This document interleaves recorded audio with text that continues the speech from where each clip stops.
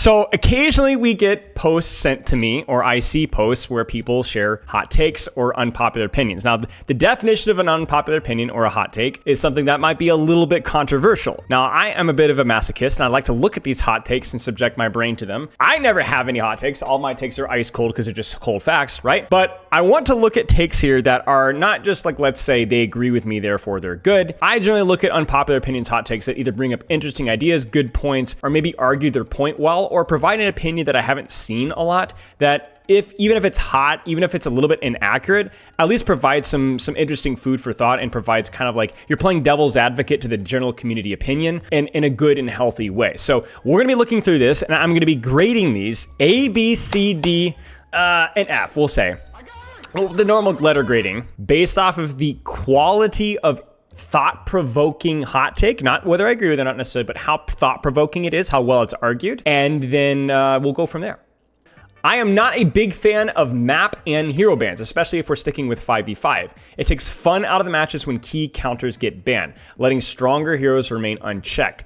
Overall, I'm not really into how many restrictions have been added to Overwatch lately. Okay, so this is interesting. Hero bans, bad because key counters can get pulled out. I do agree with that take, like outside of whether it's controversial or not. I do think that that's by far the weakest point of hero bans is that people don't really use them strategically. They just pull them things that they don't like, that's just kind of, we always knew that that was going to be the case. But it does really enable some really cringe characters to be played because those characters almost demand in certain situations ban counters to function, right? A lot of the more typical cringy brawl tanks like Malga, Ramantra, different stuff like that, they definitely demand Roadhog, right? If you don't have Ana Zenyatta, if you don't have consistent poke damage on good maps to them, it can feel really difficult, like you're kind of just strung out. But I think that is kind of overrated. Like, you don't have to play Ana to beat Malga. You don't have to play Sombra to beat Wrecking Ball. So I do think it's overstated, overrated, but I do think that in a weird way, certain one-tricks actually benefit from hero bans more. I don't think people necessarily disagree with the ban phase. It's whatever. I'll give it a C. I agree with the points for the most part, but again, it's not about whether I agree or not. It's about whether it's actually a hot take and said, well, it's pretty safe. Sure, C. It's okay. Okay, I think my most unpopular opinion is that Reinhardt has done more to negatively impact the collective skill level of the entire community than any other hero in the game. Wow! Not Moira, not Mercy? Holy crap! Like, I truly believe the players would be more competent had he not existed to create the expectation that a tank will stand between you. Oh. He had not been existed to create the expectation that a tank will stand between you and every single danger. So he's not even necessarily, we're not even blaming Reinhardt, we're blaming the way that people perceive Reinhardt from outside the tank role. The amount of times people are begging for a shield tank. Now, this may have gone away a large part. I think people's understanding of tank is definitely improved, more so than support for sure, and I think more so than DPS too. People kind of understand what a tank does a lot better now, but that doesn't downplay the 3, 4, 5, 6, 7 years. I mean, it's still a problem today, right? Where people really didn't understand. Okay, I don't know if it's the best hot take in this thread, but I actually respect the creativity and the way that, because I've not thought of it or heard it communicated in this way. And I do think that you're going to have some people disagreeing with you here. I do agree, which is definitely going to be, frick it. It's a creative. I've not heard it before. We're going to give it an A. Okay. Malgamir and Arissamir combined are more interesting than Watch than Ramatramir. Okay. I'm going to give this one a B. But it's a B because I would give this a D or an F because I'm like, yeah, duh, obviously. But I don't think the average player or even average professional Overwatch watcher would immediately agree. Because people complained about Malga a lot more. People complain about Orisa a lot more because they're a lot more visible. But I think if you actually have seen Ramatra, his mirror is the worst tank mirror in the game. It's worse than Malga. It's worse than Malga currently. Malga, on his initial release, no, was worse. But you're actually rewarded in the professional level for diving, taking space, taking angles. Ramatra is still dog. Like, Ramatra, see, here's the thing with Malga. Malga started at, like, nipping your ankles low, like, literally could not be lower. You guys can't see that. I've been drawing this entire time, and you guys can't see it. I'm gonna lose my mind. I've been drawing the letters on the screen. Okay, look. This is, okay. Malga was like down here, okay? Like here. And now, Malga with all the perks and the changes and the slam, you know, he's here. He's still gonna he'll whack you in the groin, okay? Ramattra started a little bit up, right? You know, it's not quite so low, right? Now, it was still pretty low. Do you guys remember Infinite Ult and how hilariously stupid that was? Okay, I remember when they released the trailer of the gameplay. It was like in the workshop place. It wasn't even an actual map. And I was like, there's no way this ultimate's infinite, right? Anyway, long story short, Ramattra is like literally a tiny baby step up. The only reason that he's not hated as much because he wasn't as strong as Malga on release. They had to buff his speed and stuff. But Ramatra's gone like, whoop, but he's still freaking trash. The only two things that he has is Vengeful Vortex, his primary, I guess three things. His primary fire with the damage, that the two perks have helped him out to be a lot more interesting. And then the third thing is he doesn't have Infinite Ultimate anymore. But like, Ramattra is a good, solid step below Malga in terms of interesting to watch. Straight up. Straight up. I just don't think that should even be... Yes, this is correct. And let's talk about Orisa. Orisa, is she in a survivable block of granite? Yes, she's freaking obnoxious and boring, and she's cancer to play into. She's, in fact, even worse than Ramattra to play into. But in Orisa Mirrors, you have Javelin. Your cooldown management's way more interesting, and you can actually kind of move a little bit more than Ramattra. Orisa is definitely more interesting than Ramattra to watch. Now, if we could debate about Orisa versus Malga, I actually don't know. I mean, Orisa has way more skill shots that are interesting. Malga's repositioning is more interesting to me, so I don't know which one I'd choose. Again, it's like, do I want rotten dog water, or do I want do I want to eat like pond scum? You know, but at least it's not like actively toxic. You know, it's infinitely better than Ramattra. So I'm gonna give this one a B. I think we're moving into a world where mobility is getting a little out of hand. Every Overwatch 2 character has a mobility ability, while a lot of the designs are great and fun. I feel like it's really killing more stationary characters like Mei, Cass, and Sigma. Hot take, I'll give this one a B. Again, given the community that's being posted in, not the general Overwatch opinion. But yeah, I think so. Now, I'm the mobility guy for sure. I think mobility is objectively the most interesting thing to give to a character because it is by design, by its very existence, dynamic. In other words, mobility always implies choice because it always involves moving and making a decision about where you go. But I do think that mobility has to be something that's carefully and cautiously balanced. And when I say mobility creep, I want more new characters to be given mobility. I think almost every character release should have some form of at least small mobility. But I think you have to be careful to not give every character better mobility. Like there should be drawbacks and upsides. I think a good example is like somebody like a Hazard who technically has mobility, but it's really limiting in comparison to a lot of the other dive characters' mobility. And I think it should just stay that way. I think it's fine, you know? I think kind of giving some form of downside to basically most mobilities is probably fine. I remember a lot of people were saying that like Freya's dashes don't take her very far, and that they should. And I was like, yeah, good. Like it really shouldn't be like a disengaged tool. You kind of get what I'm saying? There should be some sort of thing. So for me, I'm less concerned about mobility creep in terms of more characters having more mobility. I mean, that's something that we've seen literally since Overwatch 1, going back to with Hanzo got his dash, right? We've slowly started to see that. The question is the quantity and quality of the execution of the mobility. You kind of get what I'm saying? That's my concern. But then it's also like people are complaining in this comment section that it's rare to freeze anybody with Mei ult. Yes, good. Mei ult sucks. Like, the problem is that the alternative is that you just introduced 3 characters with crowd control. But I'm going to give it a B because it's a decent opinion, and yeah, it's hot enough. The removal of CC in Overwatch 2 is a mistake. Now nothing can stop mobile heroes. Oh man, I'm so tempted to give this an F because I freaking hate this opinion. This is just people, this is the classic human nature of like, it's anything that's different than what I'm currently suffering with is good. So before I grade the opinion of this hot take, which will probably be relatively high, or mid, because I think a lot of people will probably share that opinion. It's just such a, no. Like anything that's different than current opinion is better. Let me give you guys an example. I remember in this exact same subreddit, and this is not unique to this subreddit. No subreddit's perfect. My freaking Discord community is the same. People's opinions change. Anything that is not the current cringe hero is, at least it's not, it could, it would be, even this character would be better, right? We just talked about Ramattra, Malga, and Orisa. That's a hilarious example where I've seen that trilogy chase itself in circles like its own tail. Where people will be like, oh, this Orisa man has cancer. At least when we had Malga, we could. Oh, this Malga man is cringe. At least when we had Ramattra, we could. And they do the same thing. I've seen Ana get hated. I've seen Tracer get hated. I've seen Cassie get hated. I've seen Zenyatta get hated all the time. I've seen Brigitte get hated. I've seen Lucio get hated. He's cringe. His design's cancer. He's the only access to... Do you guys forget before Juno how much people hated Lucio because he was the only speed boost in the game and he enables all the really, cringe metas? Reinhardt, nobody likes anything. As long as it's not currently being played, if it's currently being played, it's the worst. Hazard, oh man, Hazard was Satan.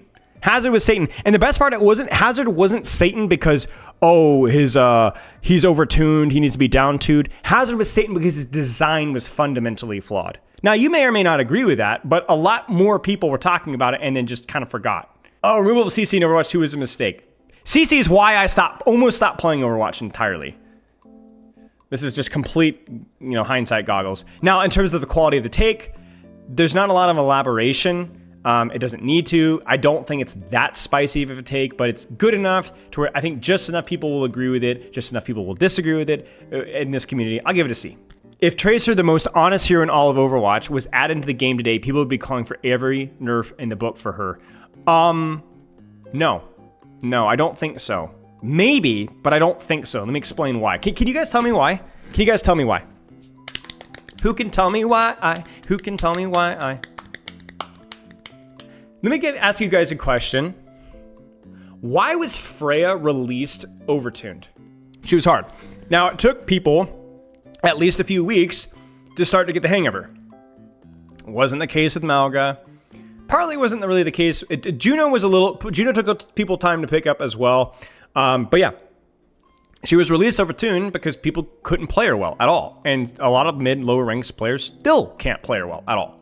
Now, once players got the hang of her, that skill floor, how valuable she was just exploded.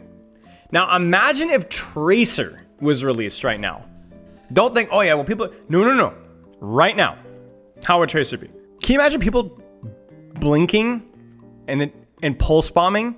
Nobody would play her. Everyone would cry about the mobility creep, maybe, but nobody would play her.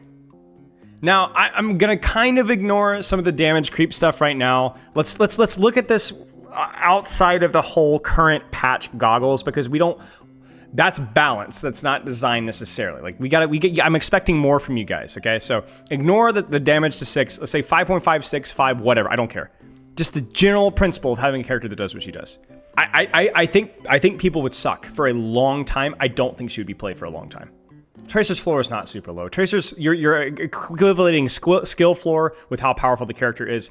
And here's the other thing, guys. I have coached hundreds of Tracers in the gold, plat, silver, diamond level. It takes people a long time. 90% of people I coach, it takes longer for them to master and develop as Tracer than any other character. That's just how it is. It's just objectively the case. I've worked with so many people. I know the hours they put into the character to develop the mechanics. Now, if you're already a really good mechanical player, or you already have a lot of experience playing the game, or you already have experience playing mobility characters, or you already understand the fundamentals of the game, your mileage may vary. You might be able to accelerate. But I'm telling you guys, picking up Tracer is one of the most difficult things that you could do in the entire DPS cast. I don't know if this is unpopular. I've seen mixed discourse, so I'll drop it. Weaver's design is a serious problem. Ooh, okay. So everyone's kind of been up on the Weaver train a little bit more so. What is my hair doing? Like, it legitimately looks like I've been struck by lightning. Possibly the most serious one in the game. Oh, he needs a major rework, not more buffs. And Weaver's seeing pro play should not be a funny haha moment, but rather raise alarm bells about the state of the game. Weaver's the worst design in the game, more problematic than Mercy or Moira. Moira has abysmal skill expression, but at least she's often playing aggressively and doesn't drag out the game. Mercy's the one change that deletes pocketing. Meanwhile, there's almost nothing salvageable about Weaver. They've tried and made minimal progress in getting him to do some damage, but his main use is still safe reaction sustain, and to remove that you need to remark most of his kit. His self-peel with his stats and dash is ludicrous to compensate for his hitbox, but still not enough to actually play in the thick of the fight. His heals have insane range and auto aim, which further conflicts with the range. Let me explain my vision for Weaver. The argument here is that too much of Weaver's value is through inactivity. And that the resource management, defensiveness, whatever, takes just very little effort. That would have been very true historically. I find that less true with where he's at now. Let me explain why. I've coached a decent amount of Weaver in the last couple of months. Silver all the way up to Masters. You're required to take space with Weaver on medium short range off angles using your pedal, perk, dash, and damage now. You're required. You're required. You're required to be like a brawly, like a verticality gun brig, if that makes sense. Like not exactly, but like the medium-ish range. I'm trying to think like what's a good range for Moira range? I don't know. Not near as flanky, right? But you're required to do things more with Weaver than you have in the past. Now, I do agree that too much of how people perceive Weaver, and in situations when you're being dove, a lot of it is more of the backline, intergalactic emperors, the way I used to describe it back in the day, right?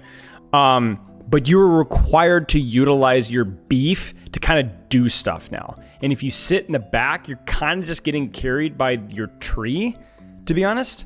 I do agree that this is confusing in how it's communicated, though. And I think there's one really, really important reason why that's a problem.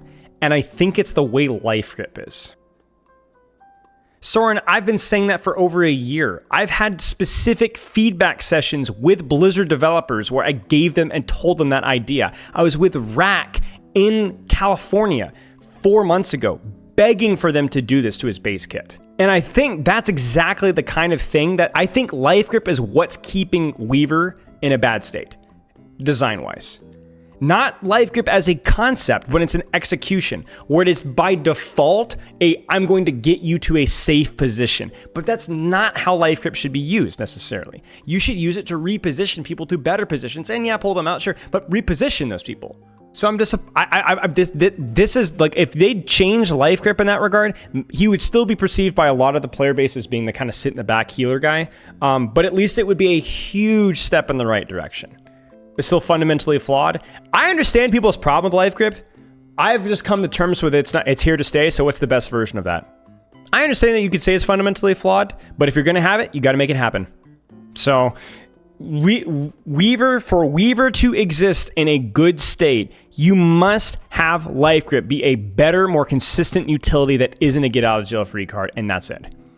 Whether that's slingshot, using it on high HP targets, has a reduced cooldown. It is the problem with Weaver, and because it doesn't, like, the pedal has potential, but it's not super executed well. But yeah. So yeah, we'll leave that one from there. In terms of the take itself, C or B. Only reason I give it a B is because it is communicated really well, especially with his edits. I think he does a really good job communicating the points, right? But it's not exactly the hot take, especially within this particular community. Though I will give points for saying decisively that worse than Mercy or Moira, because that is something that a lot of people would disagree with. So I think calling this a cold take is probably silly if you look into the way it's been explained, and also clarifying that's the worst design in the game. I hate King's Row. It's so linear and nearly impossible to take space on once you lose a fight and tackle if someone in the enemy team really messes up. Don't think this is a crazy spicy take, but it is, it is a bit of a hot take for sure. I think it's still probably one of the more popular maps in the game, so I'll give that one a B, sure. And they do elaborate on why they dislike it, so sure, that's okay. I mean, maybe in this community, a lot of people kind of recognize it, but I think you'd ask the average player, yeah, sure. Genji Tracer are both incredibly broken and annoying. Genji's so annoying and strong, and you need to revert Tracer's damage buff ASAP. It's a hot take, but it's not the spiciest take of all time. And then also there's just zero elaboration on the Genji point. I'll give that one like a C or a D. We'll give this one a C overall. Tanks are still way too strong. I'm gonna try and look at either really goofily bad takes here or really, really interesting ones. Support, okay, this one is interesting. Supports are, I'm slouching. Frick you! Posture. Okay, supports are grossly overtuned and their entire role needs nerfs or reworks. Wow, okay. Mercury says, when Aaron stated that they were changed to be more fun, it basically just means buffing them in almost every way now and all they do too much. Can I get a fact checked on that? I don't know when that was said, and I don't know what happened afterwards. Now, you could say that, I think supports generally have like pretty consistent perks compared to some of the other roles, maybe. But I don't know if that's intentional or not. Like, I think you'd be hard pressed to find a support that has bad perks now.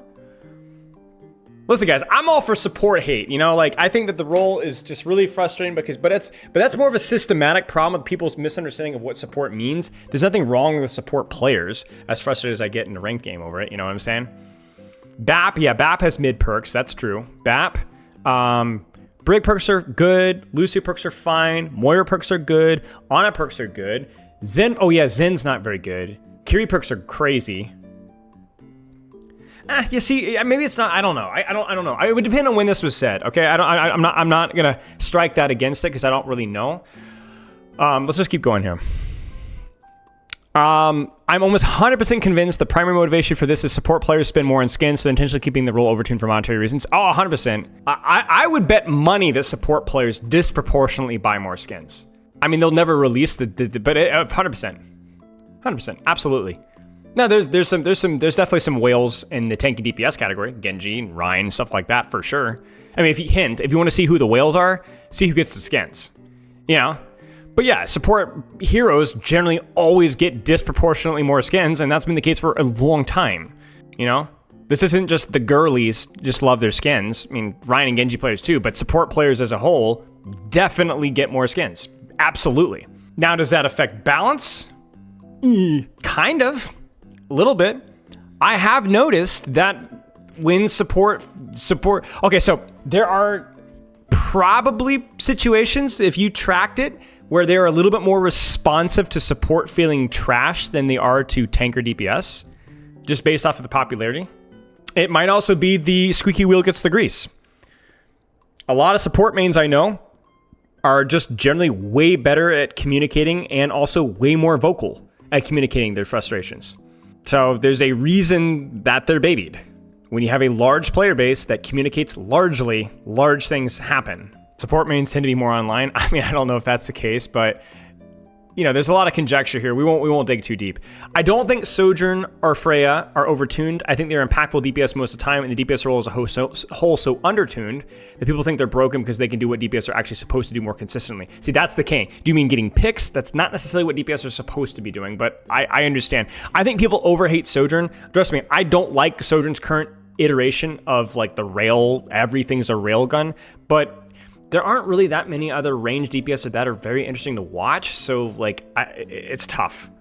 I just think ranged DPS is just kind of an awkward thing in Overwatch 2 right now as it is, where like by far the most interesting characters to watch are just generally closer range characters, more mobile characters, whereas you got freaking Cass, Hanzo, Widow, and really the only ones that are fun are like, I guess, Ashe, Sojourn. I think the more question is like, why is Sojourn always bullying characters like Ashe out, right? Or Freya or whatever.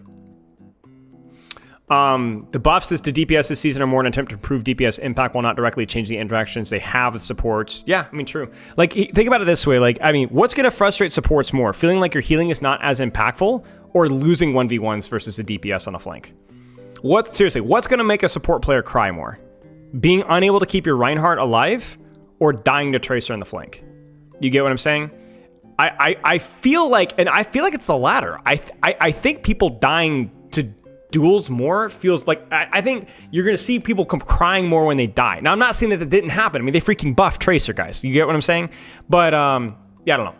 I will say, being in the content creator Discord and also, you know, in the Twitter headspace and whatever, people do complain a lot about the DPS passive support mains do. I don't think people understand what the DPS passive... Listen, I'm not a DPS passive advocate. I think it's dumb.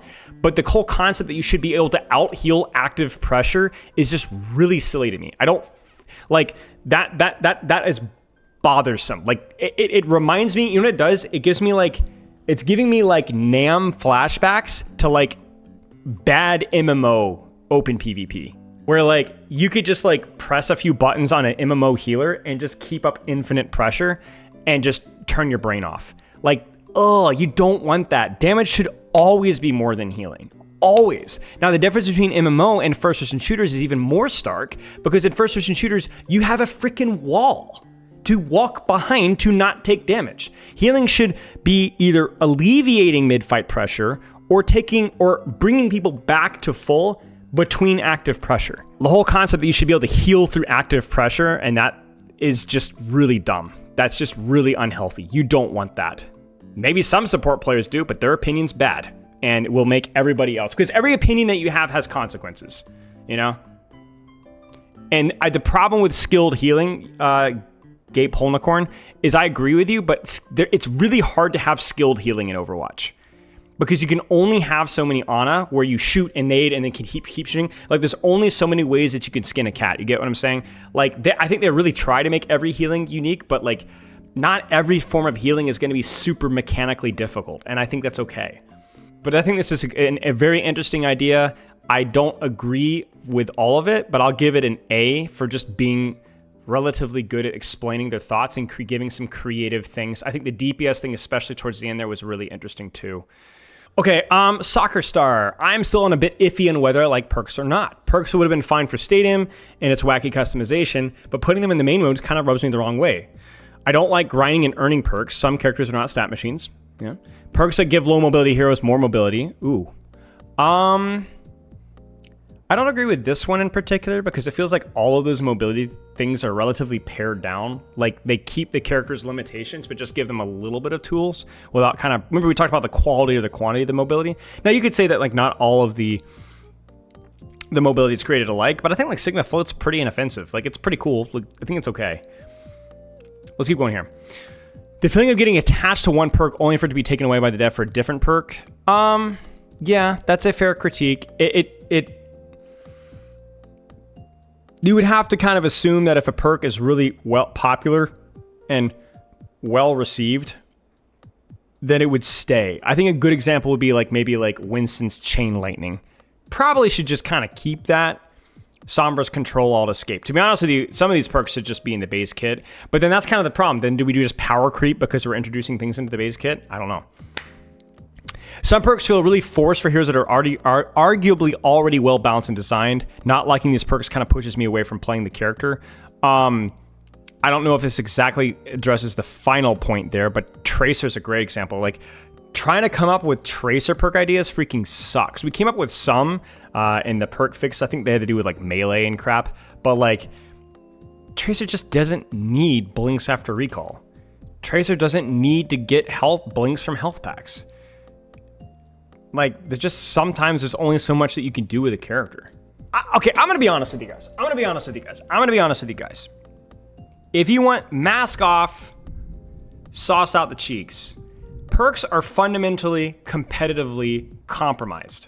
They are not balanced. They're just not balanced. And they will never be balanced. By design, they are not balanced. They are not fair. Doesn't mean they're not good game design. The feeling of progression, the feeling of variety is good. It's probably worth the cost that we play. You get what I'm saying? So I understand why they introduced them, for the little bit of progression, a little bit of variety, and using it to help balance, but it's not balance. It's not balanced to go, I've selected a perk and now I'm locked in for that for the entire thing.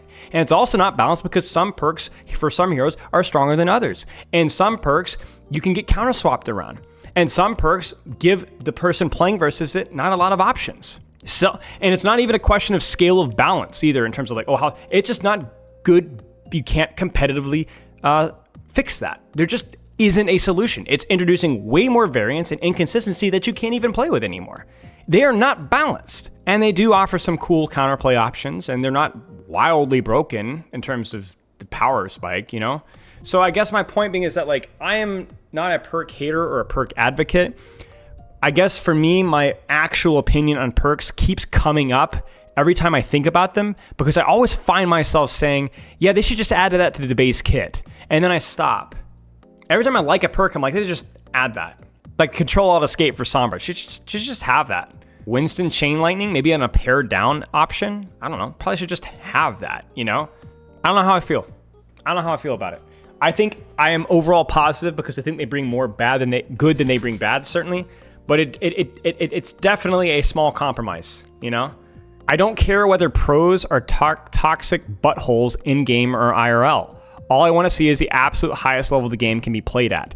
I draw the line at being genuine criminals or abusers, but anything up to that, I'm not bothered. People expecting some random teenager who plays video games all day to be a role model is always so funny to me. Oh, also perk take, I'll give that a B. maybe even an A. I think there's definitely some interesting concepts there. I'll give this one a B as well for being pretty spicy and explained relatively well. I agree. I've talked about this a couple of times. Most pro players that I've worked with are pretty socially dysfunctional. Doesn't mean that they're bad people or evil or even terribly rude people compared to the average person. They're just gamers and young. Not just gamers, but young. 18, 19 years old, 20 years old, whatever. Now, personally, I like to see being developed into a professional and being a good team player demands some sort of personal growth. I don't want to be raising little Michael Jordans.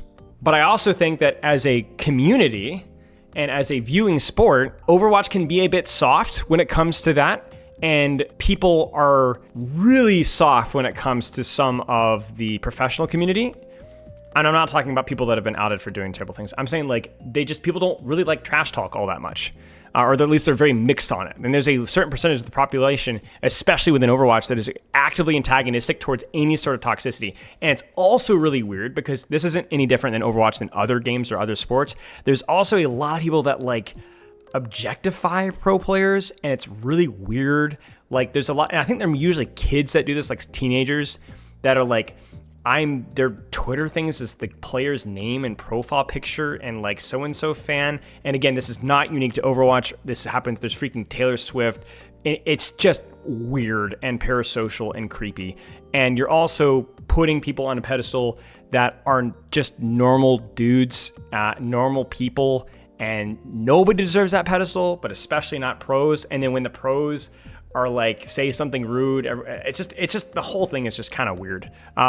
Yeah, it's dude, it's just kind of creepy, So this is a good take. It's an interesting take. Again, I'm not the type of person that really participates in it myself, but I think as a product, it is better when people just play the best and don't really care about it. So the best part about it too, as well, is just because you're a streamer. So here's a really weird thing here too. I'd like to think, okay, I'm trying to think of a good way of saying this. All right, I'll put it this way. A lot of the people that are really parasocial about a lot of streamers or content creators, if they actually got to know or spend time with that person in person, they would be completely disinterested first day. I'm not saying that a lot of streamers are boring. I'm, again, the obvious exception here. I'm just saying that streamers are just, once the camera's off, and even they're just normal people. They're just, whatever. They're just normal people. I don't even necessarily find streamers to be, on average, more charismatic.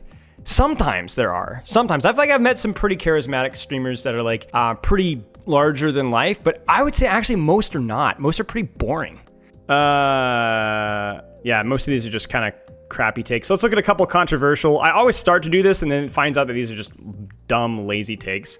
This one is controversial. I think Sojourn is genuinely fair and balanced, has not been broken since season 9. People think that she's broken, don't play her. DPS meta being stale is fine. Seeing Sojourn Tracer Genji all the time is good. I don't mind it at all. DPS as a role is still weak. I think people complain about broken DPS characters just because they're not used to impactful DPS. Hitscan is honest. Anna's broken to start to support power creep, but she's somehow pretty honest despite that. I like Zarya. Bonus for new patch. 6 damage tracer is fine. Wow. We'll give this one a B or an A. There's actually a lot of pretty good points in here, and definitely stuff that I don't fully agree with, but I could definitely see as a hot take. And I definitely think that you're getting booed, but you're not wrong. You get what I'm saying? I'll give that one an A. Yeah. Ana being a really big support power creep character, I think is just objectively true.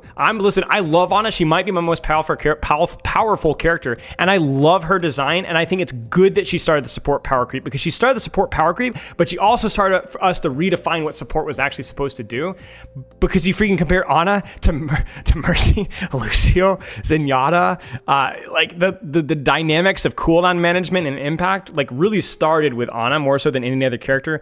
Now you could say Lucio, but especially the way Lucio functioned back then, it just wasn't the same. So I agree. Absolutely power creep at the time, but also probably good for the game overall.